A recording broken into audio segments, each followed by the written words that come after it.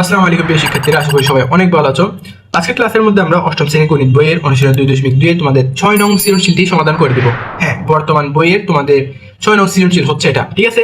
আচ্ছা, তো চলো আমরা সৃজনশীলটা একবার পড়ে নিই।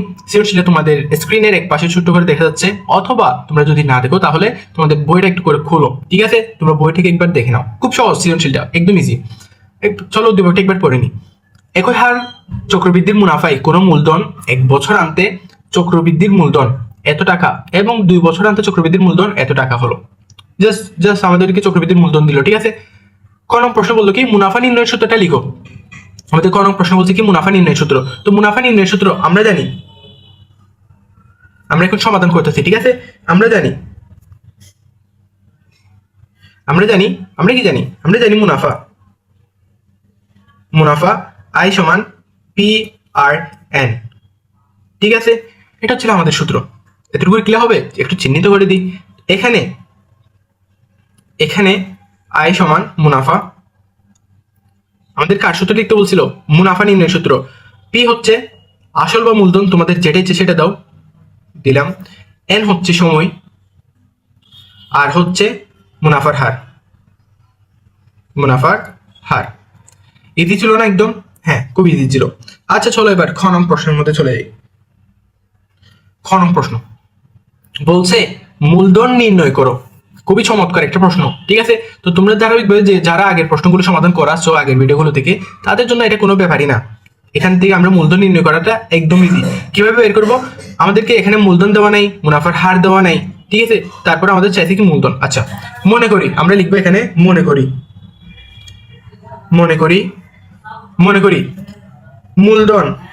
মূলধন পি সমান মূলধন সমান পি, ঠিক আছে? আমরা এখানে ধরবো হচ্ছে মূলধন হচ্ছে আমাদের পি, মুনাফার হার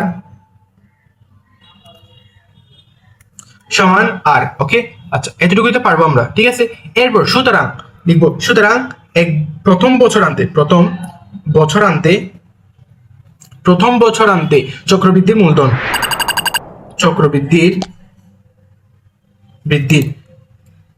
মূলধন C1 সমান C1। হ্যাঁ, এখানে C1 হবে, কারণ হচ্ছে তিনি 2বার দিয়েছিলেন, সেজন্য কি দিয়েছিলেন যে 2বার মূলধন। আচ্ছা ঠিক আছে, আমরা এখানে লিখি P into 1 plus R to the power 1। প্রথম বছর আনতে আমরা লিখছিলাম শুরুতে, ঠিক আছে? আমাদের কি মূলধন একটা দিয়েছিল উদ্দীপকের প্রথম একটা মূলধন 19,500 আশা করি। হ্যাঁ ঠিক আছে, ওকে, এই মান ছিল। তো এটা সমান কত হবে আমাদের? P ইন্টু 1 প্লাস R পাওয়ার 1 থাকলে তো সেটা একই থাকে, এখানে তো কোনো চেঞ্জ হবে না। ওকে, সুতরাং P ইন্টু 1 প্লাস আর সমান হচ্ছে আমাদের 19,500 টাকা। এটাকে আমরা ধরবো হচ্ছে আমাদের প্রথম সমীকরণ, ঠিক আছে?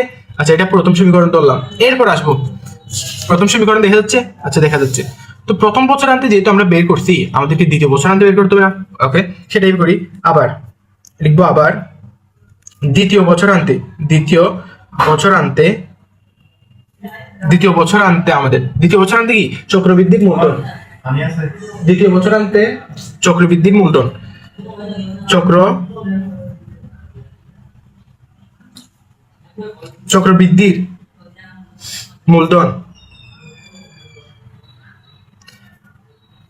মূলধন কত? আমাদের দ্বিতীয় বছর আনতে চক্রবৃদ্ধির মূলধন C2 সমান P ইন্টু 1 প্লাস R। দ্বিতীয় বছর আনতে বলছে, তাহলে বছর হবে আমাদের 2 বছর। ওকে, আচ্ছা এতটুকু লিখলাম। সেম এখান থেকে আমরা লিখতে পারি P into 1 plus R to the power 2 এর তো থেকে যাবে সমান, এটা একটা মান ছিল C2 এর মান ছিল আমাদের হচ্ছে 20,280 টাকা, ঠিক আছে? এটাকে আমরা 2 নং সমীকরণে রাখলাম। এই মানগুলো রাখার পর আমরা এখন খুব সহজে আনসারটা বের করতে পারবো এখান থেকে।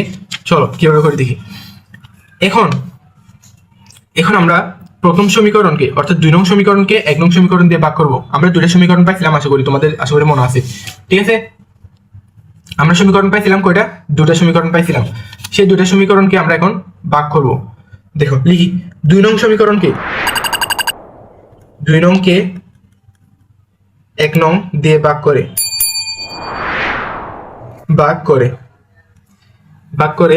পাই। ভাগ করে কিভাবে? P into 1 plus R to the power 2 P divide by 1 plus R, এতটুকুই তো থাকবে, ঠিক আছে? এটা সমান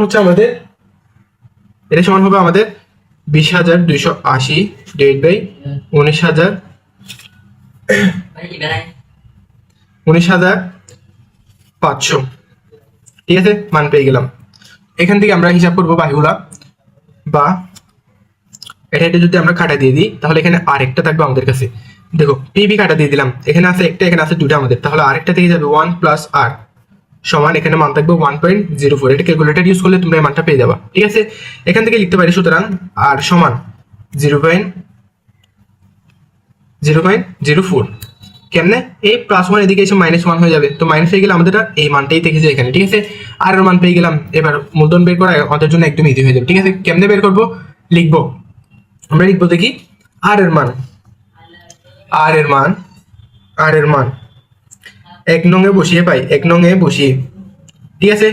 আমি এখান থেকে লিখা শুরু করতে দিই, বসিয়ে লিখলাম না, আর মান বসাবো এরকম 1 নং সমীকরণ p ইন্টু 1 প্লাস আর এর মান কত 0.04। এটাই ছিল আমাদের আর এর মান, ঠিক আছে। এটা সমান কত ছিল আমাদের 19,500। এটি ছিল 1 নং সমীকরণ। আশা করি বুঝতেছো, আস্তে ধীরে বুঝে ফেলবা, কোনো সমস্যা নেই এখানে, ঠিক আছে। বা p ইন্টু 1.04 সমান 19,500। কেমনে? এই একটা যোগ করে দিলাম আর কি, আগের মানটাই তো আমাদের কাছে চলে আসলো। এখান থেকে লিখবো বা, সুন্দর করে দেখিও, বা পি সমান 19,500 ডিভাইডেড বাই কত আমাদের 1.04। এখান থেকে আমাদের আনসার চলে আসবে হচ্ছে 18,750 টাকা, ঠিক আছে। এটা হচ্ছে আমাদের মূলধন। খুব সহজ ছিল, আমাদের জাস্ট দুটো সমীকরণ ইউজ করে আমরা জাস্ট আনসারটা বের করে ফেললাম। তো তোমরা যারা আগের ভিডিওগুলো দেখে আসছো তাদের জন্য এই প্রশ্নগুলো একদম ইজি লাগবে, ওকে। আচ্ছা, আশা করি একটু কঠিন মনে হতে পারে, বাট এরকম না, ম্যাথ প্র্যাকটিস নির্ভর, তোমরা যতই প্র্যাকটিস করবা ততই এক্সপার্ট হয়ে যাবে। আচ্ছা, তো চলো আমরা আমাদের ঘন প্রশ্নের মধ্যে চলে যাই দেরি না করে। ঘন প্রশ্নের মধ্যে কি বলছে একটু পরে দেখি আমরা। আমাদের প্রশ্ন বলছে কি, একই হারে উক্ত মূলধনের জন্য 3 বছর পর সরল মুনাফা ও চক্রবৃদ্ধির মুনাফার পার্থক্য নির্ণয়। এই পার্থক্য নির্ণয় সংক্রান্ত ম্যাথ তোমাদেরকে আমি করেছিলাম, আশা করি তোমাদের মনে আছে। এই ম্যাথটি তোমাদের অনুশীলনীর মধ্যে ছিল। যারা অনুশীলনী করে সিকিউতে আসবা তাদের জন্য সিকিউ আনসার করা একদম ইজি হয়ে যায়, ঠিক আছে। আচ্ছা, তো চলো আমরা এটা আনসার করি। গ হতে পাই, দেখি সমাধান। গ হতে পাই, গ হবে না আমাদের, গত করতেছি আমরা। ক হতে পাই, কথা আমরা কি পাইছিলাম বলতো? আমরা পাইছিলাম মুনাফার হার আর সমান 0.04। এরপর মূলধন পি সমান হচ্ছিল আমাদের 18,750 টাকা, ঠিক আছে। আমাদের সমুদ্র কত বছর বলছে? 3 বছর বলে দিছে, একদম ইজি। তো মুনাফা বের করবো, সুতরাং মুনাফা আই সমান পি আর এন, না পি আর এন এর মান বসাই দিই আমরা, পি আর এন মান বসাই দিয়েছি। এখান থেকে শুধু আনসার বের করেছিল 2,250 টাকা। এত টাকা পেয়ে গেছি আমি মুনাফা। 3 বছরের পার্থক্য দেখাতে বলছিল তারা, তো 3 বছর একটা বের করলাম। এরপর সুতরাং 3 বছর পর চক্রবৃদ্ধির মুনাফা, ঠিক আছে, চক্রবৃদ্ধির মুনাফা পি সমান চক্রবৃদ্ধি মুনাফা আমাদের সি সমান, না সি সমান হবে আমাদের কি P into 1 plus R to the power N minus P. এটা আমাদের চাইছিল যে তারা পার্থক্য দেখাইতে বলছিল, ঠিক আছে। এখান থেকে যদি আমরা মান বসাই দিই 18,750 divide by 1 plus 0.04 to the power 3 minus 18,750। একটু ভালো করে মনোযোগ, আমরা কিছুই করতেছি না, জাস্ট এখান থেকে চক্রবৃদ্ধির মূলধনটা বের করতেছি, ঠিক আছে। এখান থেকে যদি আমরা হিসাব করি তাহলে 17,750 গুণ করার পর ইন্টু এই মান যদি তোমরা কিউব করে দাও আর কি, 3 পাওয়ার দিয়ে কিউব করে দাও, তাহলে এটা আসবে 1.125 মাইনাস 18,750, ওকে। আচ্ছা, ঠিক আছে। এই মানটা গুণ করবা, গুণ করে দেন এটা মাইনাস করে দিবা, তাহলে তোমাদের আনসার চলে আসবে হচ্ছে আমাদের 2,344 টাকা।